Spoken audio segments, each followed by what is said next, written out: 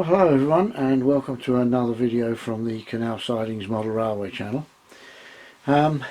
Yes, this is another video about how I use JMRI, and the response to the last one was amazing, I have to say. I expected to get about closer to 50-50, people saying yes they did want more and others saying no they didn't. In the event, it was, as near as I can judge it, about 90+%, 91, 92% for, and about 8% against. So I've rather talked myself into it anyway now.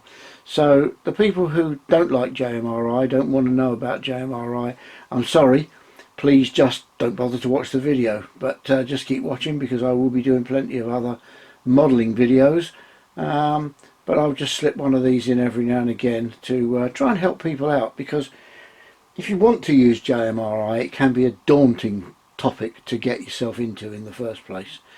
It is not easy, I have to say. And it's taken me several years, probably 5 years, to get where I am today, and I'm still really only scratching the surface, and there are lots of parts of it that I know nothing about at all. Anyway, part one was we started in sort of the wrong place really. Part one was how I actually used Decoder Pro, part one, and what this is actually sort of the prequel to part one. Which is how you find the files for JMRI and how you install them and what it looks like when you first get it running, and also a little bit of information about how you might connect it to your loco, to your layout, to your railway. So without further ado, let's get on with the video. Okay then, so how do we connect JMRI to our DCC system?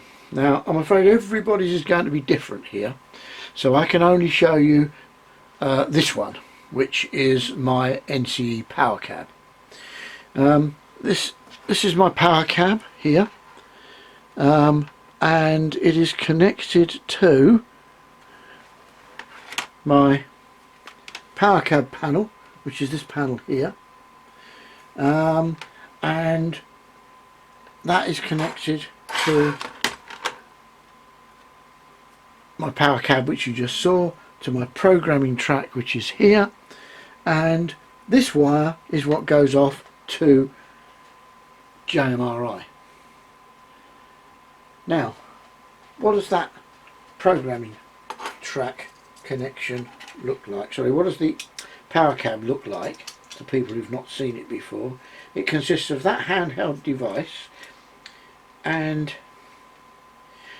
this, which is the I can't hold it, which is that thing that you can see on the wall over there on the side of the layout. That's not fixed on the front. As an LED comes through there, the LED indicates that you have track power. That's this. This side here is for the power cab, which is this to plug into. It must plug into that one. It won't work if it plugs in anywhere else. This side here allows you to put in another cab, so another controller if you have one. On the back we have the ability to put in another controller if you have one, or daisy chain it to another one of these. Here goes the power supply of about 14 volts that's supplied with it, and here is the track output power. And that, apart from the power supply that you haven't seen, is a complete power cab DCC system. Now, the way that I connect JMRI to it is via this cable, which is the standard way of connecting NCE cab bus, and it's just like a telephone connector. Can't remember what exactly they are, but if you've got JMRI, sorry, If you've got NCE, then they will tell you all of that and tell you where to get them. But that disappears off over there, and I'll show you where that goes now.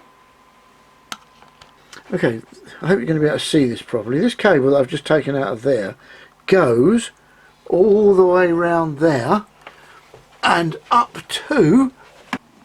goes up to that PCB there, which has a USB connection in one end and that cable that you saw out of the other end. And the USB connection comes down to this set of USB hubs and ultimately round to here to plug into one or other of these PCs. That's a switch up there. So it's a bit complicated, but that's how it works on my system, and it's hard to see as well. But we go back to the PC now, as you've seen that, and see what's going on. So we'll now go over to the screen.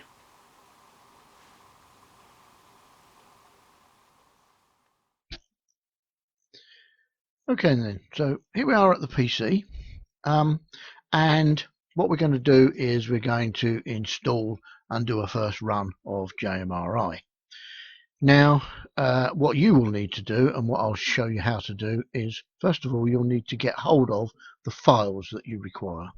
And the first one that you're going to need is the JMRI software.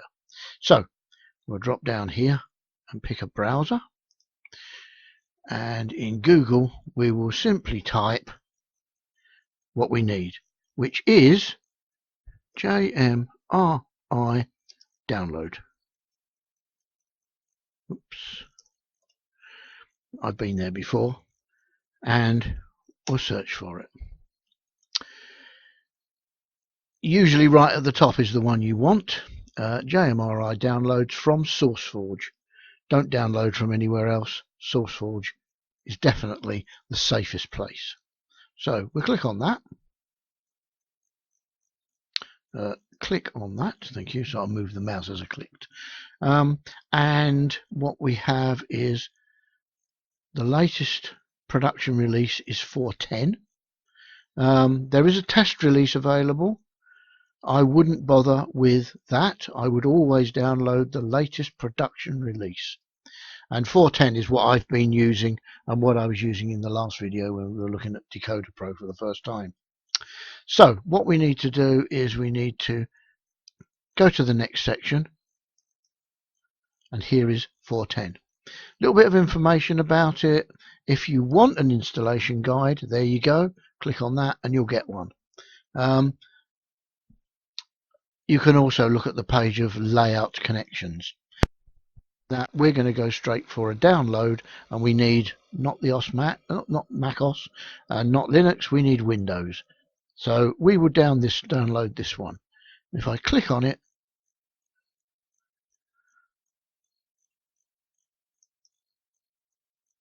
we will get a download starts, and the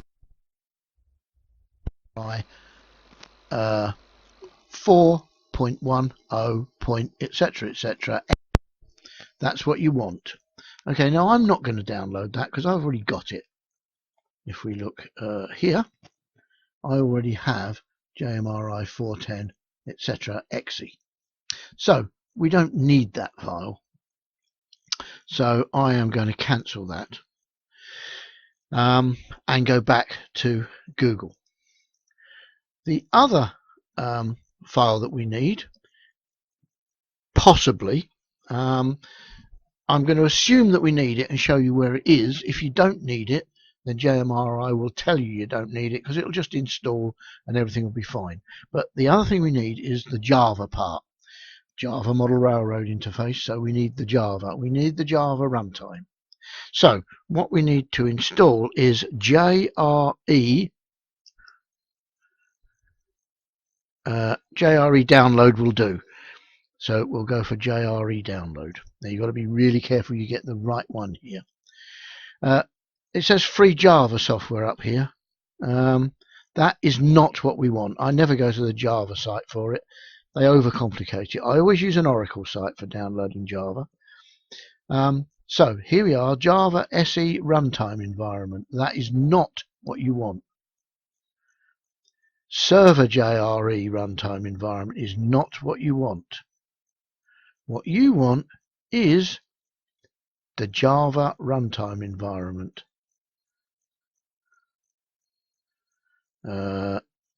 Which I haven't yet found. You don't want the SE. This is the server. We'll try this one. It might give us the right one. I beg your pardon. This is the right one. Yep. It seems to be different every time I go here. Sorry, don't want to do that.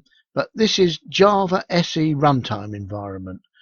You can either download 8 or a bit further down here you can download it's 8162 or 8161. They're the latest. I'm actually going to use 161 because that's what I've already downloaded. But make sure it's Java SE runtime. That is what you must have. And you will see that it's called, we want the Windows version. I always use an offline version, so you download the whole thing. And it's JRE, whatever the version, Windows x64 exe. You can also download the 32-bit versions here, which are the x86 online and offline, if you're not running an x64 system. And if I click on that one, which is the one I want, and that catches me out every time as well, you have to accept the license agreement, and then you can go back down here and click on there. Right, now it's going to download that JRE 8U161 Windows x64. Again, I have already got it because I downloaded it before. JRE 8161 Windows x64 exe. So I'm not going to bother to download it. It'll take ages here because I'm on a relatively slow network connection. Oops, sorry, I just kicked the microphone. So I'm going to cancel that and drop out of here. But that gives you the information as to where to get the files from. Okay, so I'm just going to have a cup of coffee and I'll come back and we'll start the next section. Okay, I'm back now, fully refreshed with my cup of coffee. So what we need to do next is we need to install our software. So I'll go to where I've got it stored and I will pick JMRI version 410, click on it, get the usual. It will tell you it's unknown, but JMRI is pretty much safe because we got it from SourceForge. So we will say yes, we want it to happen. And here we are. Now I never change any of this, so I just say next. And I want it to install for anyone on this PC. Next. And I always allow it to load what it wants to load. I never change anything. Next. Leave the destination file as C program files, etc. And we are ready to install now. And here it goes. Takes quite a while, but I will let it run. If it's taking too long, I will just cut this bit of the video out of the middle. But it's always nice to know approximately how long something takes to install, I think. There's lots and lots of files here. It was quite a large install exe. Let's have a look. How big is it? It was 116 megabytes. So that's pretty big.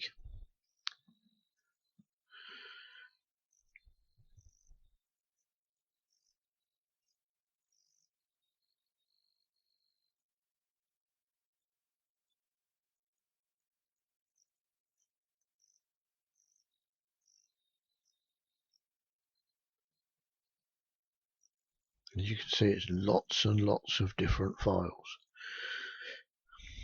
It is an enormous program. in terms of capabilities. Even after I've done several videos, we will have not really scratched the surface, but we will have gone as far as my knowledge takes me. So I will leave you on your own after that, but we've got a way to go yet.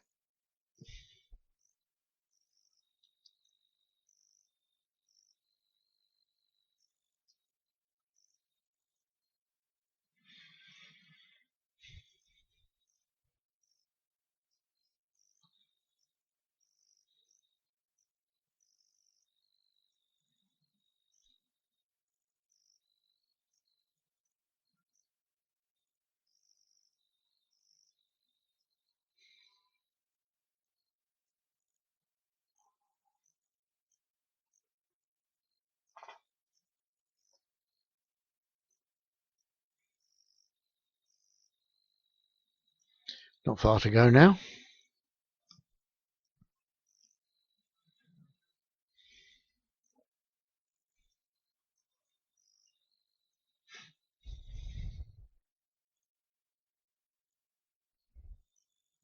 What I haven't said is that I'm actually installing this on a PC that I've never used to control my railway.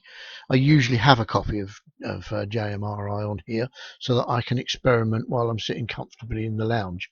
But I never use this PC to control the railway, so I simply deleted everything I'd got and started again. Anyway, we are now we have now completed the installation. We go next. And finish. And what you should find on your desktop, my desktop is a real mess, is that, which is Panel Pro, and somewhere else we should find Decoder Pro. Surprised that they are so far apart so often. I can't see Decoder Pro. Why can't I see Decoder Pro? There it is. I don't know why it's so far down, but there we go. There used to be two other programs as well, but they seem to have ditched them. One. Sorry about that. I had a real problem with the microphone there. I was hanging it around my neck and it doesn't seem to work properly there. It keeps cutting out. So I've now got it sort of sitting over on the desk next to the PC. So it may be a little quieter, but hopefully you'll get less splatter from it and it'll work better. Let's see. Anyway, as I was saying, there were two other programs provided with JMRI at one time. One was a sound, something to do with sound. I think it was for actually writing sound files into decoders, but I'm not sure. And that seems to have disappeared now. And there was another one which, for the life of me, I can't even remember what it did. I never used it. Anyway, let's run JMRI now. So let's start Decoder Pro.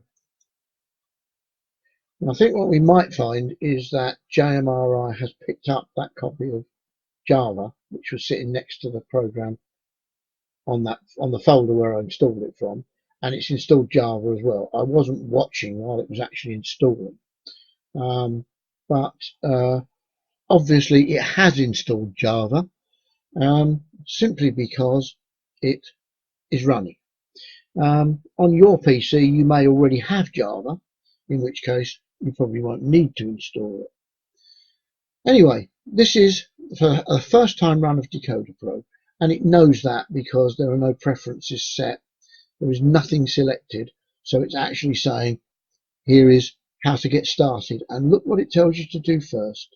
Click the new loco button, and that really is it, because until you put something in the roster, Decoder Pro is not much use to you anyway.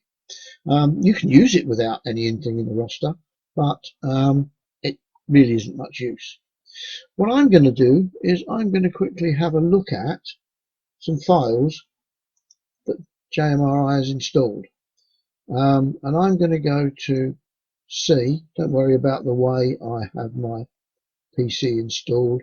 I don't use the program called File Explorer. Never have. And I'm talking and I'm not thinking where I'm going. Right. JMRI has created that in the users folder. Get rid of all these. JMRI has created those files in the users folder. And what you might notice, oh dear, what you might notice is that somewhere around here, yes, there it is. Down here, it tells you, let's just make that a bit smaller. You can see all the files anyway. What it tells you down here is that the active profile is my JMRI Railroad. And it also tells you that there's no way you can program anything on the programming track, service mode, and there's no way you can program anything on the main ops mode. That's because you haven't selected a DCC system. But the important thing is that the active profile is my JMRI Railroad. There it is. The rest of these files in here I would ignore. I would never touch them and I would never do anything with them. But this one is the useful one.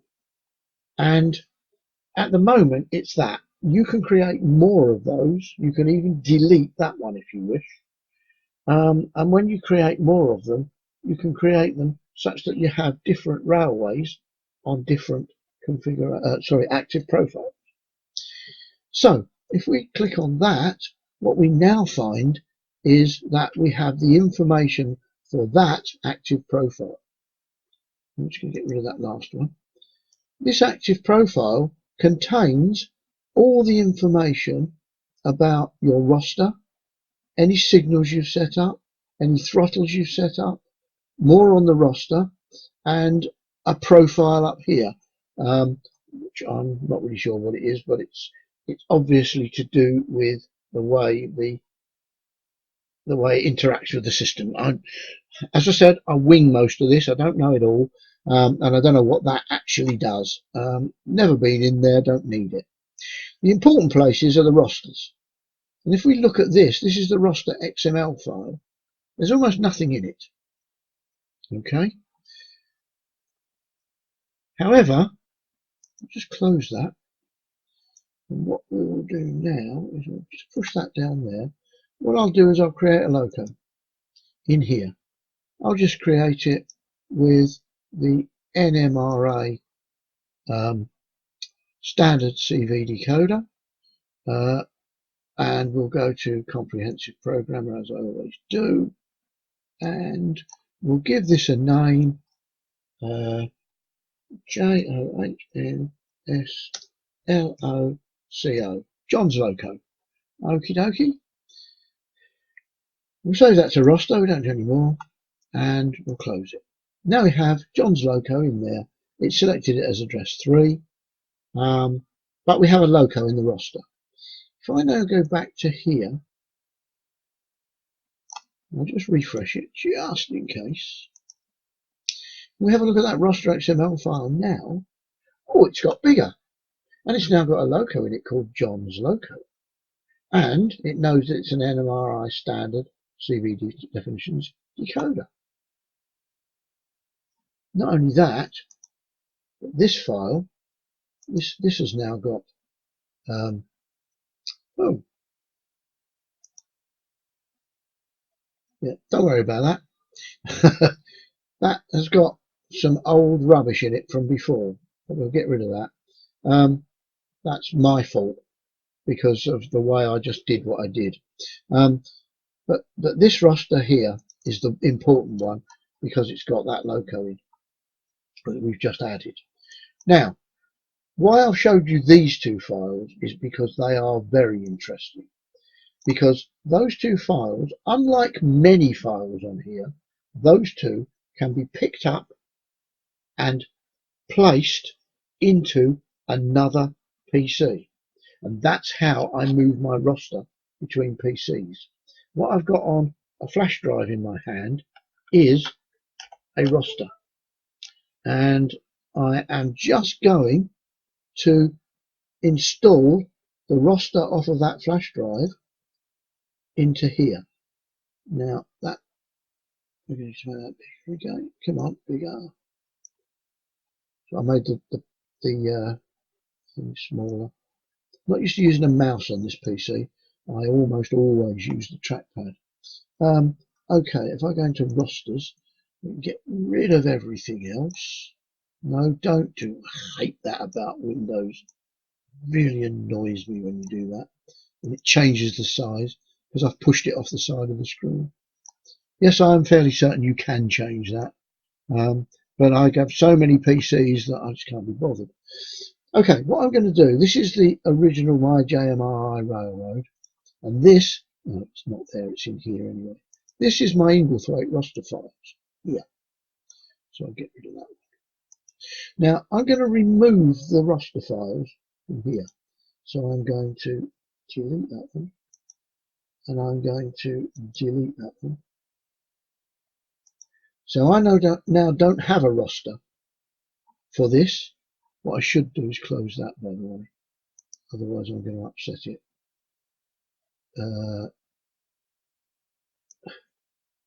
Yeah, I do want to do that. It's just put the roster XML file back, so I'm going to take it out again. Going to delete it. Right, so we now have no rosters. There is a backup for the roster XML file. You can delete that as well if you it doesn't do anything. It's for when you lose the roster so you can rebuild it. But in here I have the roster files for Inglethwaite, beg your pardon. So we grab those and drop them in there and copy them. We now have roster and roster XML back in my JMRI Railroad. If I now start Decoder Pro again,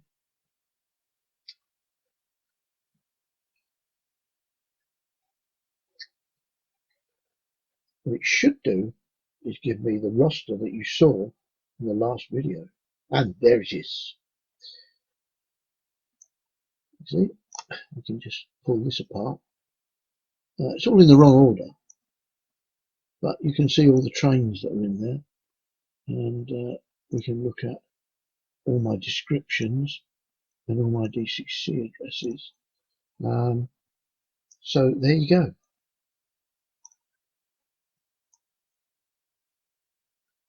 They're all out of order because I think I use ID to get them in the right order.